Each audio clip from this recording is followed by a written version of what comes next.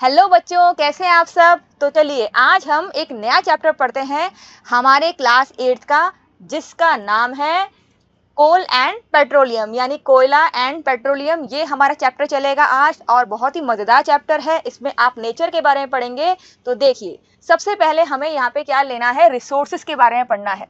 ठीक है, क्या पढ़ना है हमें, रिसोर्सेज के बारे में। तो बच्चों देखिए, संसाधन यानी रिसोर्सेज होते क्या है भाई, इनके बारे में हम ये मानते हैं कि प्रकृति यानी नेचर ने हमें बहुत सारी चीजें दी हैं। कुछ प्रकृति ने हमें दी है और कुछ इंसान ने खुद बनाई है। ठीक है, दो चीजें हो सकती हैं इस दुनिया में। जो नेचर हमें देती है दैट इज नोन एज संसाधन, नेचुरल रिसोर्सेस। ठीक है, और जो चीज इंसान बनाता है वो है ह्यूमन रिसोर्सेस। ठीक है, तो ये दो चीजें हो गई। तो डिफरेंस पता चल गया आपको।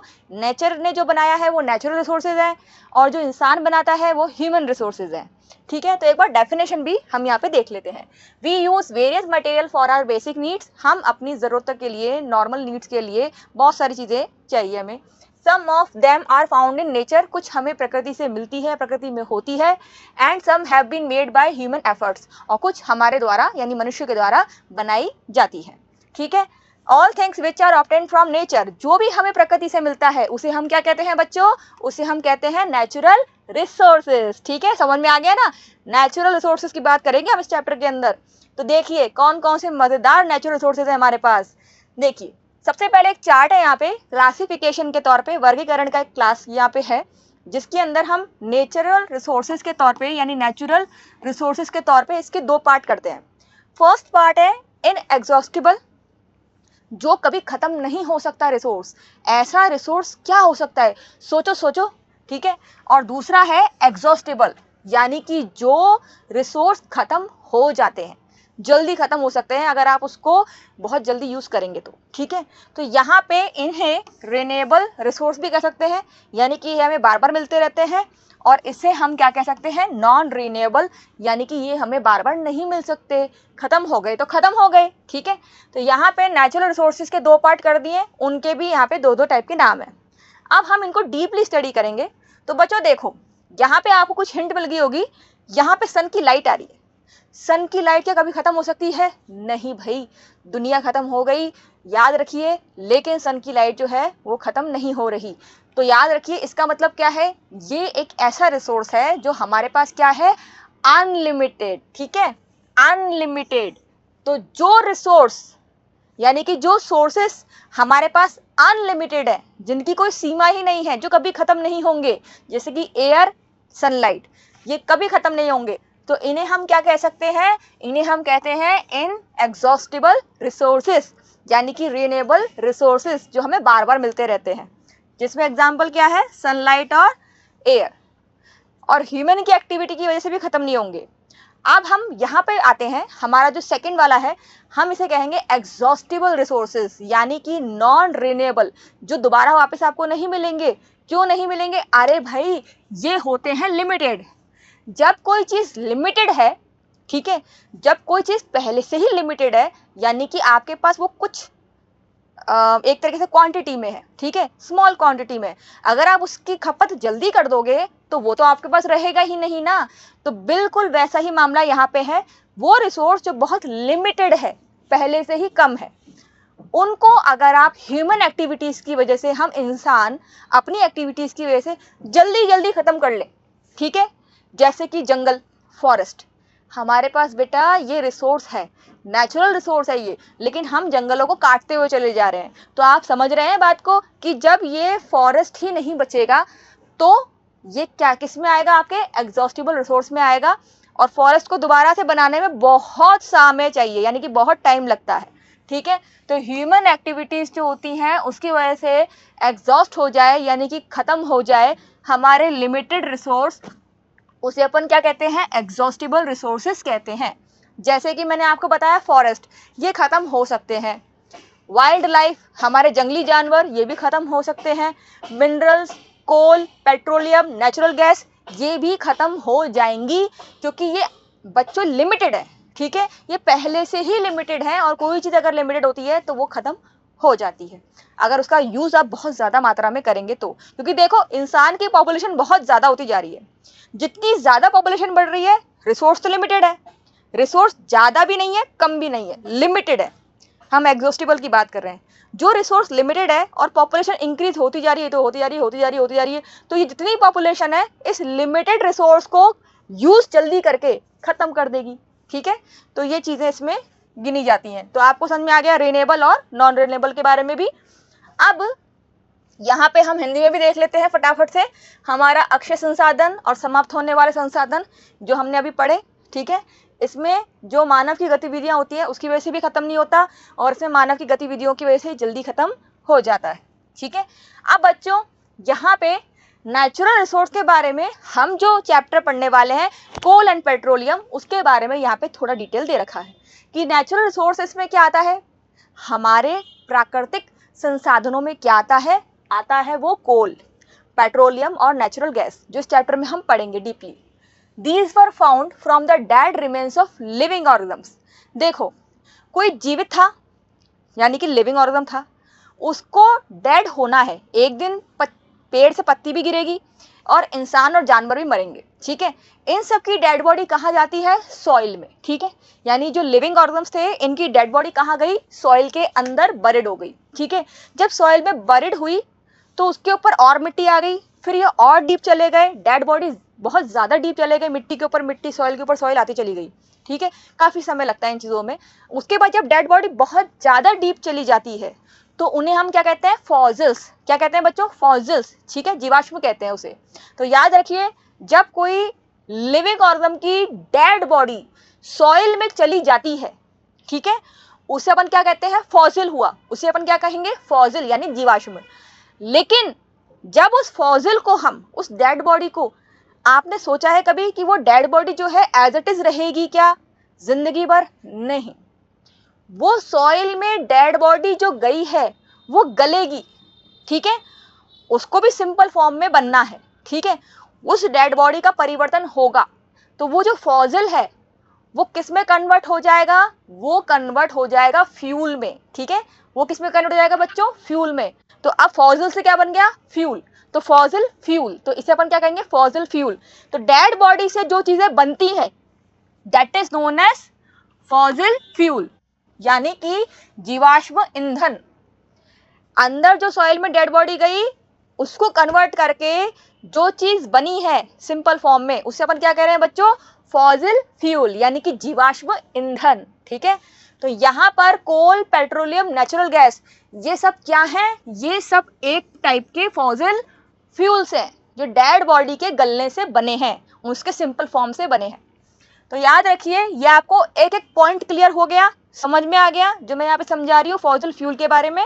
अब फॉसिल फ्यूल में हम एग्जाम्पल क्या देखते हैं, ऑयल, कोल और नेचुरल गैस या पेट्रोलियम, ये सब क्या है, एक टाइप के फॉसिल फ्यूल्स हैं जो डेड बॉडी के गलने से यानी कि उसको कन्वर्ट करके बने हैं।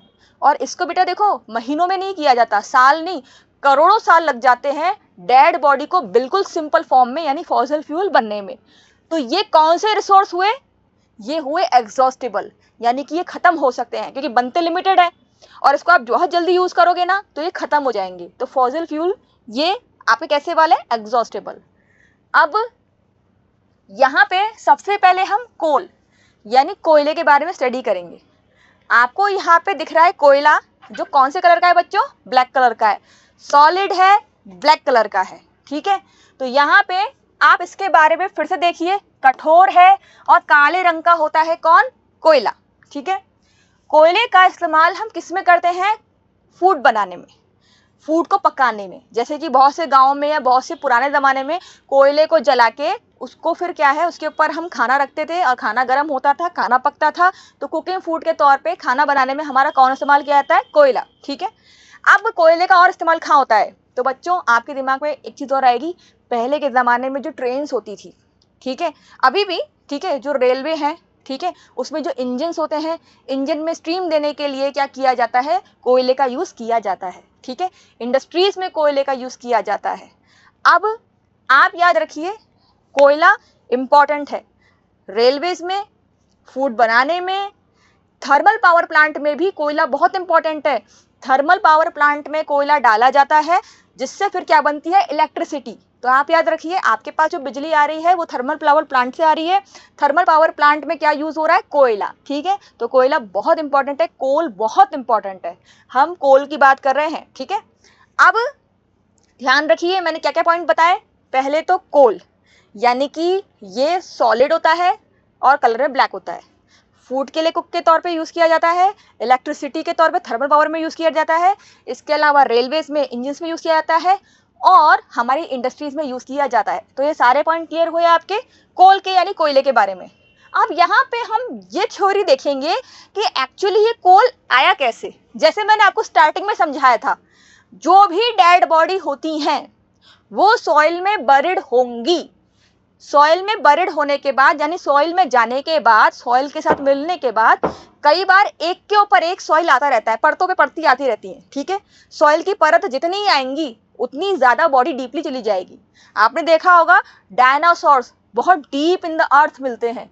क्यों? क्योंकि जब डायनासोर मरे उसके बाद करोड़ों सालों में, मिलियन ईयर्स तक वो सॉइल के ऊपर लेयर चढ़ती हुई चली गई। तो इस तरीके से डायनासोर बहुत डीप चले गए, डेड बॉडीज बहुत डीप चली गई। तो जब ये बरिड बॉडी बहुत डीप चली जाती है तब ये फॉसिल्स हैं, और जब इन्हें कन्वर्ट करते हैं, इस कॉम्प्लेक्स बॉडी को गलने में टाइम लगता है, सिंपल फॉर्म कन्वर्ट होने में टाइम लगता है। तो जब ये सिंपल फॉर्म में कन्वर्ट होती है, प्योर फॉर्म ऑफ कार्बन में कन्वर्ट होती है, तब इसे अपन क्या कहते हैं? कोल कहते हैं बच्चों। क्या कहते हैं? कोल। यानी कि इस तरीके से कोयला बनता है। कोल क्या है? प्योर फॉर्म ऑफ कार्बन ही है। ठीक है, तो एक बार हम फटाफट से यहाँ पे देखते हैं कि कौन से टाइम पीरियड की बात है ये। 300 मिलियन ईयर्स पहले के तौर पे हम बात कर रहे हैं। अबाउट 300 मिलियन ईयर्स, बहुत बड़ा समय होता है ये। तब अर्थ पे सिचुएशन क्या थी? जो हमारी अर्थ है उस पर डेंस फॉरेस्ट था, यानी कि घना जंगल था। ठीक है, डेंस फॉरेस्ट था और लो लाइंग वेटलैंड एरिया पे ये फॉरेस्ट था। ठीक है, यानी कि निचले आर्द्रभूमि क्षेत्रों में घना जंगल था, जहां पे ये जंगल एक टाइम में खत्म हो गया। ऐसा कहते हैं कि 300 मिलियन ईयर पहले घना जंगल था अर्थ पे, लो लाइंग वेटलैंड एरिया पे। वहां पे फ्लड आई, बाढ़ आई, पूरे का पूरा जो जंगल है, फॉरेस्ट है, वो क्या हो गया? उन प्लांट्स की डेड बॉडी, एनिमल्स की डेड बॉडी कहाँ चली गई? सॉइल के अंदर बरिड हो गए। ठीक है, तो याद रखिए हम यहाँ पे बात कर रहे हैं कि ये जो फॉरेस्ट है बरिड अंडर द सॉइल, यानी कि सॉइल मिट्टी के तौर पे, मिट्टी के अंदर क्या चला गया? फॉरेस्ट चला गया। बाढ़ आई, पानी पानी, सारे पेड़ पौधे नीचे जमीन पे और गल गए, अंदर जमीन में चले गए। ठीक है, और सॉइल इसके ऊपर डिपॉजिट पे डिपॉजिट होता गया वर्षों में, ईयर्स टू ईयर्स। ठीक है, तो जो पेड़ अंदर गए हैं, जो डेड बॉडीज अंदर गई हैं, उनके ऊपर क्या आ गया? सॉइल आ गया।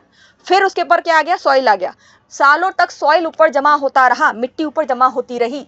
तो इस वजह से हाई प्रेशर और हाई टेम्परेचर की वजह से, क्योंकि एक तो बॉडी बहुत डीप है, बॉडी कहाँ है? बहुत डीप चली गई है। जब कोई चीज डीप चली जाए और उस पर हाई प्रेशर लग रहा है, हाई टेम्परेचर लग रहा है, दोनों चीज हो रही है डेड बॉडी पे, हाई प्रेशर और हाई टेम्परेचर। याद रखिए डेड बॉडी पे क्या हो रहा है? हाई प्रेशर और हाई टेम्परेचर लग रहा है। तो फिर क्या होगा? फिर उसका कन्वर्जन प्रोसेस होगा, यानी कि बॉडी को गलाने का काम करती हैं चीजें। प्रेशर और टेम्परेचर, ये दोनों चीजें क्या कर रही हैं? बॉडी को कन्वर्ट कर रही हैं। वो मर तो चुके हैं, फॉसिल बन चुके हैं, अंदर जा चुके हैं, बट अब उस फॉसिल को कन्वर्ट किया जाएगा किसमें? कोल में, प्योर फॉर्म ऑफ कार्बन में। ठीक है, तो याद रखिए dead plant got slowly converted to coal. इस वजह से क्या हुआ? जो डेड प्लांट्स थे वो स्लोली करके, मिलियन ईयर्स लग सकते हैं, काफी टाइम लगता है, एक एक लीफ को ब्रेक होने में, सिंपल फॉर्म होने में टाइम लगता है। तो वो डेड प्लांट बॉडीज जो हैं, हाई टेम्परेचर, हाई प्रेशर की वजह से जमीन के अंदर क्या हुए? कन्वर्ट हुए किसमें? कोल में। तो आपके दिमाग में कॉन्सेप्ट क्लियर हो गया कि कोल कैसे बना? डेड प्लांट बॉडी से। ठीक है, फॉसिल से ही फॉसिल फ्यूल बने हैं, यानी कोल बना। अब इसमें यहाँ पे देखिए, ये कोल के तौर पे कोल की खाने हैं, कोयले की खाने हैं, जो आपने सुना भी होगा। ठीक है, अब यहाँ पे कोयला, फिर से एक बार फटाफट से इसकी डेफिनेशन देख लेते हैं, जिसमें हम कार्बनाइजेशन की बात करेंगे। ठीक है, कार्बनाइजेशन की बात करेंगे। जैसे मैंने कहा ना, डेड प्लांट बॉडी है। ठीक है बच्चों, जो प्लांट की डेड बॉडी है, स्लोली कैसे? स्लोली स्लोली किस में कन्वर्ट हो रही है? कोल में, कोयले में कन्वर्ट हो रही है, ठीक है, प्योर फॉर्म ऑफ कार्बन। तो इस प्रोसेस को आप क्या कहोगे? जो डेड प्लांट बॉडीज हैं वो स्लोली स्लोली, कैसे स्लोली स्लोली किस में कन्वर्ट हो रही है? कोल में, ठीक है। एक टाइप के फॉसिल, यहाँ पे हम बात करेंगे फॉसिल फ्यूल में, ठीक है। हम यहाँ पे सिर्फ कोल ही लिख देते हैं यहाँ पे फटाफट से, कोल में कन्वर्ट हो रही है, ठीक है। एक टाइप के फॉसिल फ्यूल में कन्वर्ट हो रही है, ठीक है, फॉसिल फ्यूल में कन्वर्ट हो रही है। तो इस प्रोसेस को क्या कहोगे? इस प्रोसेस को आप कहोगे कार्बनाइजेशन। क्या कहेंगे हम इसको? कार्बनाइजेशन कहेंगे, ठीक है। तो ये चीजें हमारी क्लियर हुई। अब हम बात करते हैं यहाँ पे, coal is processed in industry to get some useful products. अब ये बात तो मैंने बहुत पहले ही बोल दी है कि इंडस्ट्री में इसका यूज है, थर्मल इंडस्ट्री में भी यूज है, इलेक्ट्रिसिटी बनाने में, ठीक है। तो ये बात हम अब आगे और करते हैं कोक के बारे में। कोक क्या है? बड़ी सिंपल सी बात है, कोक जो एक टाइप से सख्त होता है, छिद्रपूर्ण होता है यानी पोरस होता है, और ब्लैक, ये भी काला सब्सटेंस है। It is an almost pure form of carbon, ये भी एक टाइप की प्योर फॉर्म ऑफ कार्बन है। इसे अपन क्या कहते हैं? कोक कह सकते हैं। क्या कह सकते हैं? कोक। जिसके तौर पे आपको ये दिखाई दे रहा है, कोयला और कोक के तौर पे सेम टू सेम कुछ कुछ चीजें सिमिलर हैं। अब कोल तार, ये भी कोयले से बनाया जाता है, कोल से बनाया जाता है। कोल तार क्या है बच्चों? देखो, आपको अपने दिमाग में एक चीज डालनी पड़ेगी, और वो ये है कि आपने देखा होगा कि जो रोड का निर्माण होता है, ठीक है, जो रोड बनती है आपकी सड़कें, उन सड़कों को बनाने का इस्तेमाल भी कोल तार से किया जा सकता है। जैसे कैसे? आपको एक फोटोग्राफ दिखाती हूँ मैं, इसमें ये देखिए, ये कोल तार की फोटोग्राफ है, जिसमें आप थोड़ा लिक्विड टाइप में इसको देख रहे हैं, जो रोड बनाने में इस्तेमाल किया जाता है। आपने देखा होगा डांबर, ये जो सड़कें होती हैं, ठीक है, आजकल सड़कें जो है हमारी थोड़ी मॉडिफाइड हो गई हैं, काफ़ी अच्छी हो गई हैं। तो यहाँ पे एक चीज़ यहाँ देखिए, ये कैसा होता है? ये भी ब्लैक कलर का है भाई, थिक लिक्विड है, गाढ़ा लिक्विड होता है, अनप्लीजेंट स्मेल आती है, बहुत ही अच्छी सी स्मेल नहीं आती, काफ़ी खराब स्मेल आती है। तो याद रखिए, अप्रिय गंध बोल सकते हैं इसे। इसके अलावा नैप्थलिन की बॉल्स भी कोल तार से बनती हैं। ये नैप्थलिन की बॉल्स क्या होती हैं बेटों? देखो, जो कीड़े मकोड़े होते हैं, इंसेक्ट होते हैं, उनको मारने के लिए आपने देखा होगा नैप्थलिन की बॉल्स मम्मियाँ डालती रहती हैं, ठीक है, कपड़ों के आसपास अलमारी में डाल देंगी। तो वो गोलियां जो होती हैं वो नैप्थलिन की बॉल्स हैं, जिनको इंसेक्ट को मारने का काम किया जाता है। बहुत ही अनप्लीजेंट स्मेल आती है। ये किससे बनी है? कोल तार से, ठीक है। तो इसका यूज है, इंसेक्ट को किल करने में भी इसका यूज है। इसके अलावा एक चीज और बोलूंगी मैं, पहले के ज़माने में तो देखो रोड बनाने में कोल तार का इस्तेमाल प्योर फॉर्म में होता था, लेकिन अब जो मिलावट के अंदर हम बात करेंगे विटामिन की, यहाँ पे मैं एक वर्ड लिख रही हूँ, विटामिन, ठीक है, विटामिन। तो विटामिन जो होता है, ये आजकल जो आपकी हाई फाई रोड्स हैं, यानी कि बहुत ही पक्की रोड्स होती हैं, उनको बनाने का इस्तेमाल में किया जाता है विटामिन का इस्तेमाल। तो याद रखिए, विटामिन एक ऐसा सब्सटेंस है जो इन्हीं चीज़ों से मिलकर बना है। इसको भी हम क्या है, एक तरीके से बहुत ही स्मूथ रोड बनाने में इस्तेमाल करते हैं। तो ये चीज़ें हमने देखी कोल तार के तौर पे, कोल तार का डायग्राम देख लिया हमने, इंडस्ट्रीज के तौर पे देख लिया। अब हम बात करेंगे कोल गैस की। कोल गैस क्या होती है? कुछ ऐसे प्रोसेस होते हैं during the processing of coal to get coke. देखो, बात यह है कि कई बार कोल जो होता है, यानी जो आपका कोयला है, उसके प्रोसेसिंग के अंदर हमें कुछ गैस मिलती है, तो उसे अपन क्या कहते हैं? कोल गैस कहते हैं। क्या कहते हैं? Coal gas. तो जब कोल से कोक बनता है, जैसे मैंने आपको स्टार्टिंग में बताया था यहाँ पे कोक के बारे में, ये देखिए शायद यही है, ठीक है, एक मिनट, ये डायग्राम मैंने आपको समझाया था कोक के तौर पे। ये कोक था, ब्लैक और पोरस सब्सटेंस जो था, जो इस तरीके का है। तो कोयले से यानी कोल से जब कोक बनता है, ठीक है, कोल से जब कोक बनता है, उस प्रोसेसिंग के दौरान कुछ गैसेस भी बनती हैं, ठीक है, एक्स्ट्रा में कुछ गैसेस भी निकलती हैं। तो ये जो गैसेस हैं उन्हें अपन क्या कहेंगे बच्चों? Coke, coal gas. क्या कहेंगे? कोल गैस कहेंगे। जो किससे बनी है? कोल और कोक के प्रोसेसिंग के दौरान, ठीक है, कोल से कोक की प्रोसेसिंग के दौरान। अब यहाँ पे इन गैसेस का इस्तेमाल किसमें किया जाता है? एक बार मैं आपको बता दूं फटाफट से, इन गैसेस का इस्तेमाल किसमें किया जाता है? इन गैसेस का इस्तेमाल किया जाता है एक टाइप से इलेक्ट्रिसिटी बनाने में, ठीक है, लाइटनिंग में। पहले कुकिंग में इस्तेमाल किया जाता था, लेकिन अब फिलहाल इसका इस्तेमाल लाइटनिंग में किया जाता है मेनली। अब हम नेक्स्ट टॉपिक पे आते हैं जो हमारा है पेट्रोलियम। ठीक है, पेट्रोलियम यानी कि पेट्रोल, डीजल, केरोसिन, इन सब की बात हम एक साथ करेंगे यहाँ पे पेट्रोलियम की। तो यहाँ पे नेचुरल फ्यूल्स के तौर पे यानी कि फॉसिल फ्यूल्स के तौर पे पेट्रोलियम भी बहुत फेमस है। ऑटोमोबाइल्स यानी कि मोटर व्हीकल्स, इन सबको चलाना है तो बेटा पेट्रोल चाहिए, बहुत इंपॉर्टेंट है पेट्रोल आज की दुनिया में। ठीक है, बहुत महंगाई के ज़माने में कितना महंगा हो गया है पेट्रोल। इसके और भी नए एक तरीके से कुछ चीज़ें देख रहे हैं हम कि पेट्रोल के अलावा भी कुछ ऐसी चीज़ें आ जाएं जो थोड़ी सस्ती हों, चीपर हो, क्योंकि पेट्रोल देखो जब जलता है तो पोल्यूशन तो होता है, एयर पोल्यूशन होता है। ठीक है, तो इसलिए CNGs आ गई। ठीक है, तो ये सब चीज़ें हैं। लेकिन पेट्रोल है क्या, जो आपको पता है, ये एक टाइप का फ्यूल है। ऑटोमोबाइल्स में यूज़ किया जाता है, मोटर में, साइकिल, स्कूटर, कार्स में यूज़ किया जाता है पेट्रोल। इसके अलावा हैवी मोटर व्हीकल्स जैसे कि ट्रक और ट्रैक्टर, ये डीजल से चलते हैं। हैवी वाले किसे चलते हैं? डीजल से चलते हैं। इसके अलावा पेट्रोल और डीजल जो है ये क्या है, एक टाइप के नेचुरल रिसोर्सेज हैं जो हम एक साथ इन्हें कह सकते हैं पेट्रोलियम। क्या कह सकते हैं बच्चों? इनको पेट्रोलियम कह सकते हैं। ठीक है, तो याद रखिए पेट्रोलियम और पेट्रोल में क्या डिफरेंस है। पेट्रोल और डीजल दोनों को मिला के अगर बोलोगे तो उसे क्या कहेंगे अपन? पेट्रोलियम। ठीक है, अब यहाँ पे पेट्रोलियम का यानी कि पेट्रोल और डीजल बनाने के लिए पेट्रोलियम जो हम वर्ड यूज कर रहे हैं, पेट्रोलियम का फॉर्मेशन यानी निर्माण कैसे होता है।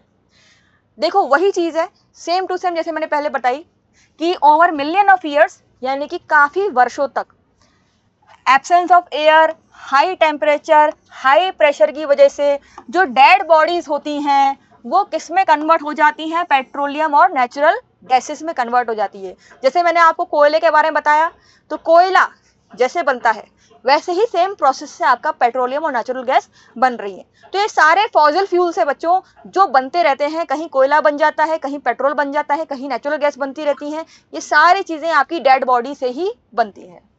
अब यहाँ पे एक डायग्राम दे रखा है जिसमें आपको इंट्रोड्यूस करवा रखा है कि जो डेड बॉडी है और ऊपर पानी है, यहाँ पे वही ट्रैप्ड फॉसिल है और ऊपर रॉक्स आ गई हैं। यहाँ पे ऑयल है, ये नेचुरल गैस है, ये रॉक्स है। ये सारे डायग्राम क्या बता रहे हैं कि जो डेड बॉडी जमीन के अंदर गई हैं उनसे ये सब चीजें बनती हैं। ठीक है, इनका फॉर्मेशन हो रहा है। अब एक डायग्राम आपकी जो बुक का है वो लिया गया है, इसमें भी जरा आप देखिए फटाफट से कि पानी सबसे निचले हिस्से में है और उसके ऊपर ऑयल है, सेपरेट दिख रहा है आपको, ये पूरी लेयर दिख रही है ऑयल की। इसके ऊपर आपको गैस दिख रही है सेपरेट। ठीक है, और ऊपर क्या है हमारे? ये वेल्स हैं। ठीक है, कुएं जो हमने बनाए हैं इनको निकालने के लिए। अब आप एक चीज सोचिए, ये आसपास इसके क्या चट्टाने? रॉक्स, ऊपर रॉक्स है। अब आपसे मैं क्वेश्चन पूछती हूँ कि ये जो वाटर है, ऑयल और गैस है, ये तीनों अपनी अलग अलग लेयर में है, कोई मिक्सअप क्यों नहीं हो रहा? ठीक है, क्वेश्चन ये है कि पानी ऑयल के साथ मिक्स क्यों नहीं हुआ, ऑयल गैस के साथ मिक्स क्यों नहीं हुई? तो बेटा देखो सबकी डेंसिटी अलग अलग होती है, जिसकी वजह से ये अपने आप को लेयर में सेपरेट कर लेते हैं। पानी सबसे नीचे चला जाता है, उसके बाद ऑयल बीच में रह जाता है, और उससे हल्की जो चीज होती है वो क्या है? गैस है। गैस सबसे हल्की है, ऑयल उससे हल्का है, और सबसे भारी क्या हुआ? फिर अपना पानी हुआ, वाटर हुआ। तो इसलिए ये लेयर वाइज सेपरेट हो गए। तो जब अपन खुदाई करते हैं, जब इनको एक्सट्रैक्ट निकालते हैं, तो उस टाइम पे हमें समझ में आ जाता है कि पहले तो गैस निकलेगी भाई, फिर ऑयल आ जाएगा, और उसके बाद सबसे नीचे क्या आ जाएगा? अपना पानी आ जाएगा। ठीक है, अब यहाँ पे रिफाइनिंग ऑफ पेट्रोलियम यानी कि वही हम बात करेंगे यहाँ पे कि पेट्रोलियम से जब पेट्रोलियम की रिफाइनिंग होती है, यानी कि अब रिफाइनिंग आपको मैं ये समझाती हूँ कि जब पेट्रोलियम यानी कि डीजल, पेट्रोल, कैरोसिन, लुब्रिकेंट्स या फिर बहुत सारी ऐसी चीजें हैं जो जब जमीन से निकाली जाती हैं, एक्सट्रैक्ट की जाती है, तो बच्चों देखो इन सब का एक अलग लेवल होता है। लेवल के तौर पे मैं आपको एक डायग्राम समझाती हूँ, एक डायग्राम से आपको बहुत शानदार समझ में आ जाएगा। यहाँ पे जरा देखिए, यहाँ पे टेम्परेचर अलग अलग है, कहीं पे 170 डिग्री है जमीन में, कहीं 120 डिग्री है, कहीं पे 70 डिग्री है, कहीं पे 20 डिग्री है। ठीक है, सबके डिफरेंस आ रहे हैं टेम्परेचर के। अपन जमीन में जितना ज्यादा जाएंगे उतना ज्यादा हाई टेम्परेचर है बच्चों। तो हम ये मानते हैं सबसे नीचे सबसे ज्यादा टेम्परेचर है, तो वहां पे कुछ और चीज मिलेगी। उसके ऊपर देखो पैराफिन ऑयल मिल रहा है, उसके ऊपर देखो गैसोलीन मिल रहा है, उसके ऊपर देखो नेफ्था मिल रहा है। तो ये सारे डिफरेंस है, अलग अलग टेम्परेचर में अलग अलग चीजें मिलती है। तो यहाँ पे भी पेट्रोलियम जो होता है उसकी रिफाइनिंग हमें टेम्परेचर के बेस पर समझ में आ जाती है कि इस टेम्परेचर पर ये चीज मिल जाएगी। Petroleum is a dark oily liquid, हम जानते हैं पेट्रोलियम क्या है, एक डार्क ऑयली लिक्विड है। इज हैज एन अनप्लीजेंट, वही बहुत ही खराब बदबू आती है। और ये मिक्सचर है, पेट्रोलियम मैंने बताया ना, ये कुछ एक नाम नहीं है, इसमें बहुत सारे मिक्सचर आते हैं। इसमें आप पेट्रोलियम गैस भी ले लोगे, इसमें आप पेट्रोल भी ले लोगे, इसमें डीजल भी आ जाएगा, इसमें लुब्रिकेटिंग ऑयल भी आ जाएंगे, पैराफिन वैक्स भी आ जाएगी। ये सब चीजें आपको कहाँ से मिलेंगी? जमीन के अंदर से बच्चों, डेड बॉडी के ही ये फॉसिल फ्यूल्स हैं। जो डेड बॉडी थी वही गल गल के ये सब चीजें बन रही हैं। अब देखो, डेड बॉडी कभी आपको बिल्कुल सीधे नीचे मिल जाएगी, थोड़ा डीपली भी मिल जाएगी, कुछ और डीपली मिल जाएंगी, कुछ और डीपली मिल जाएंगी। तो जब ये जितनी लेयर नीचे मिलेंगी, अलग अलग प्रोडक्ट्स बनते हुए आपको दिखाई देंगे हर एक लेयर में। तो यही समझाने की मैं कोशिश कर रही हूँ कि हर एक अलग लेयर में जो डेड बॉडी आपको दिख रही है, जितनी डीप दिख रही है आपको डेड बॉडी, वो कुछ अलग मटेरियल बनाएगी, और जितनी ऊपर दिख रही है वो अलग मटेरियल बनाएगी, क्योंकि गलने में अलग अलग समय लगता है। अलग अलग डेड बॉडीज को, अलग अलग टाइप की डेड बॉडीज को गलने में अलग अलग समय लगता है, और वो अलग अलग चीजें बनाती है। यहाँ पे एक फटाफट से चार्ट देख लीजिए, जिसमें हम पेट्रोलियम के बारे में दोबारा से बात कर रहे हैं। लिक्विफाइड पेट्रोलियम गैस यानी एलपीजी की बात कर रहे हैं। एलपीजी आपके घरों में या इंडस्ट्रीज में फ्यूल के तौर पे, ईंधन के तौर पे काम आती है। पेट्रोल क्या करता है भाई? पेट्रोल हमारी गाड़ी में काम आता है, मोटर फ्यूल्स के तौर पे, और या फिर ड्राई क्लीनिंग के तौर पे भी पेट्रोल यूज होता है। कैरोसिन बेटा देखो एयरक्राफ्ट्स के अंदर, ठीक है, या जेट्स के अंदर, स्टोव में, लैंप में, इनको जलाने में इस्तेमाल किया जाता है। डीजल तो देखो मैंने अभी बताया था आप सबको, हैवी मोटर व्हीकल्स में इस्तेमाल किया जाता है। लुब्रिकेटिंग ऑयल, ये लुब्रिकेशन के तौर पे इस्तेमाल किया जाता है। पैराफिन वैक्स से देखो बेटा ये मेडिसिनल वैल्यू भी रखता है। ऑइंटमेंट यानी कि कहीं पे घाव वाव लग गया तो या कुछ ऐसी चीजें मेडिसिन के तौर पे पैराफिन वैक्स इस्तेमाल किया जाता है। कैंडल्स बनाने में इस्तेमाल किया जाता है। वैसलीन सबके घरों में होती है, पता है आपको, वैसलीन में इस्तेमाल किया जाता है, पैराफिन वैक्स होता है। विटामिन मैंने आपको बहुत पहले बताया था, जो रोड का निर्माण होता है, आजकल की जो स्मूथ रोड्स हैं उनको बनाने में किसका इस्तेमाल होता है? विटामिन का इस्तेमाल करते हैं। तो पेंट और रोड के सरफेस को स्मूथ बनाने में ये विटामिन इस्तेमाल किया जाता है। तो ये सब आपने देखा, ये सारी चीजें क्या थी बच्चों? ये सारी चीजें पेट्रोलियम के बारे में हम पढ़ रहे थे। अब हम यहाँ पे प्राकृतिक गैस की बात करेंगे, नेचुरल गैस की बात करेंगे, जो मैंने आपको पहले ही बोली थी कि जब फॉसिल फ्यूल्स कन्वर्ट होते हैं एक टाइप से नेचुरल गैस भी बनती है, जो मैंने आपको बहुत पहले ही बोल दिया था कि ये ट्रांसपोर्ट करवाने में बहुत इजी होती है। पाइप्स, जमीन में पाइप्स डाले जाते हैं एक जगह से दूसरी जगह नेचुरल गैस को ट्रांसफर करने में। तो ये नेचुरल गैस जो है पाइप के थ्रू एक जगह से दूसरी जगह चली भी जाती है, तो ये हमें इजीली मिल जाती है। अब इसके बाद हम बात करेंगे, ये डायग्राम देख रहे हैं आप, आपके किचन का ही डायग्राम है, यहाँ पे स्टोव का डायग्राम है जिसमें नेचुरल गैस जो है वो है। इसके अलावा पेट्रोलियम कंजर्वेशन, तो हमारा लास्ट टॉपिक है पेट्रोलियम कंजर्वेशन के ऊपर, यानी कि जितनी भी बातें हमने करी अभी, petrol, kerosene, diesel, paraffin wax, vitamin, इन सब के बारे में। बच्चों इन सबको कंजर्व यानी कि संरक्षण कैसे करेंगे, बहुत इंपॉर्टेंट है। हम हर चीज का यूज तो मतलब उपभोग तो कर लेते हैं, यानी कि हम इसका यूज तो कर लेते हैं, लेकिन इसको कंजर्व यानी कि इनका संरक्षण कैसे करें, क्योंकि जितनी ज्यादा हमारी पॉपुलेशन होती जा रही है उतना ज्यादा ही ये रिसोर्स खत्म होता जा रहा है। तो आप इसका कंजर्वेशन करने के लिए देखो भाई, सरकार ने कुछ नियम बना रखे होंगे। अब in India the petroleum conservation research association यानी कि पीसीआरए, ये एसोसिएशन बिठाई गई है। जो पीसीआरए है ये पेट्रोल या डीजल जितनी भी चीजें होती हैं, इनसे रिलेटेड जो भी बातें होती हैं वो ये देख रखती हैं, यानी कि ये एडवाइस करती हैं लोगों को कि कैसे सेव करें पेट्रोल और डीजल जब आप ड्राइव कर रहे हैं तब, यानी गाड़ी चलाते समय आप पेट्रोल डीजल बचा सकते हैं। बहुत इंपॉर्टेंट चीज है, आप सुनिए कैसे बचा सकते हैं। सबसे पहले आप जितना भी पॉसिबल हो, जितनी भी दूरी पे जाएं, एक कांस्टेंट स्पीड में जाएं, ठीक है। Drive at a constant and moderate speed as far as possible, जितना आपसे हो सके। इसके अलावा जैसे ही आप ट्रैफिक लाइट देखते हैं या ट्रैफिक सिग्नल पे रुकते हैं, उस टाइम पे आप अपनी गाड़ी को बंद कर लें, यानी कि switch off the engine at traffic light और at place where you have to wait, जहां आप वेट कर रहे हैं आप बेवजह गाड़ी ना चलाएं, ठीक है, जिससे भी पेट्रोल यूज होता है। और अगर गाड़ी नहीं चलेगी तो पेट्रोल बचेगा। इसके अलावा इंश्योर करें कि आपके पास जो है वो प्रेशर सही है गाड़ी के अंदर, टायर में प्रेशर सही है, जिससे पेट्रोल का बचत होगा। इसके अलावा रेगुलर मेंटेनेंस जो है गाड़ी की देखरेख आप करवाते रहें, जिससे भी आपका पेट्रोल डीजल जो भी है वो सब आपके कंट्रोल में रहेगा, ज़्यादा यूज नहीं होगा, ठीक है। तो ये सारी चीज़ें हैं बच्चों जो हमारे इस चैप्टर में हमने पढ़ी। अब हमारे नेक्स्ट वीडियो के लिए आपको क्या करना है, हमारा नेक्स्ट टॉपिक के तौर पे हम नेक्स्ट टाइम पे आएंगे और आपको नई क्लासेस के अंदर नई नई चीज़ें बताएंगे, और उसके लिए आपको सबसे पहले क्या करना है, like, share and subscribe. Okay, thank you बच्चों।